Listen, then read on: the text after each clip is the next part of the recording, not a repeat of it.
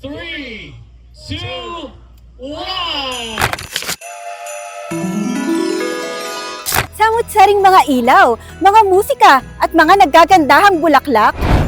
Ito ang naging tampokan sa muling pagbubukas ng Botanical Garden dito sa Baguio City na may temang Florida Benedicta na may ibig sabihin na where blessings bloom. Formal lang binuksan sa publiko ang Botanical Christmas Garden sa lungsod ng Baguio, isa sa mga pinakasikat na pasyalan no tuwing sasapit ang Kapaskuhan. Pagpasok pa lamang sa parke ay agad ka nang masisilaw sa mga kahanga-hangang kumukuti-kutita pa ng mga ilaw at sa mga makukulay na dekorasyon na tunay ngang nagpaparamdam ng diwa ng Pasko. Libre namang matutunghayan ang ganda ng parke ang mga residente ng Baguio City, La Trinidad, Itogon, Sablan, Tuba at Tublay Benguet at 100 pesos naman ang entrance fee para sa mga turista. Sinamantala naman ng lokal na residente na masaksihan ang pagbubukas ng Botanical Garden. Yes, I 100 recommend it, 100%.